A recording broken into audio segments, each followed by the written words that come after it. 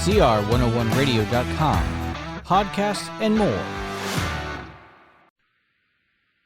How does the Supreme Court make those decisions?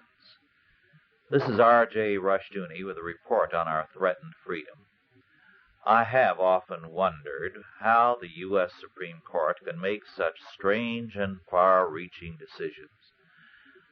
The court can take a word or a phrase out of the Constitution and manufacture a whole bureaucracy full of laws.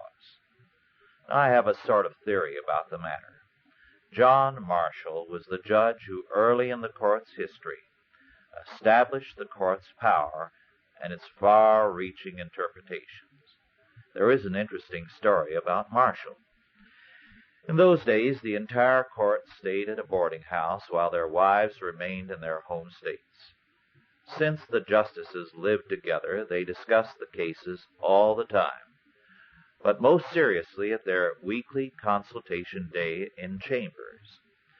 Since some people claimed the justices were drinking too much, Marshall introduced a rule: no drinking whatsoever on any consultation day except on those occasions when it was raining.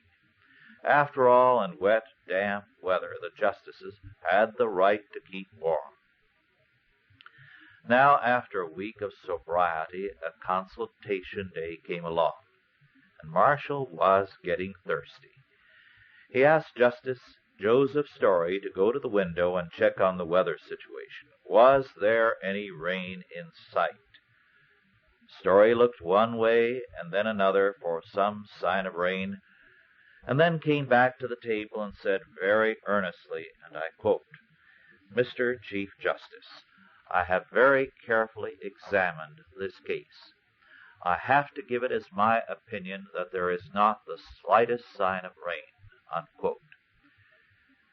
Chief Justice Marshall then delivered his legal verdict, and I quote, "Justice Story, I think that is the shallowest and most illogical opinion I have ever heard you deliver.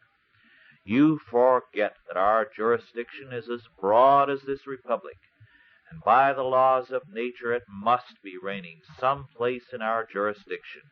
Waiter, bring on the rum," unquote. Well, historians won't agree with me, but I think that kind of thinking is in the background of all too much of the Supreme Court's thinking, and of much of our law courts. A man who wants a drink will always come up with a good reason for it, and the judge who wants to justify his prejudices will give us Marshall's logic every time. And for this kind of thinking, we call them justices. Marshall's cousin was Thomas Jefferson, and Jefferson said once that if you made any kind of clear-cut statement to Marshall, that John Marshall would take your statement, line up legal opinions around it, and prove what you wanted not to believe and he from the beginning wanted to conclude. In other words, he made your words a means of undermining you. Perhaps this is the reason that many view Marshall as a great judge, maybe, but not a great champion of freedom.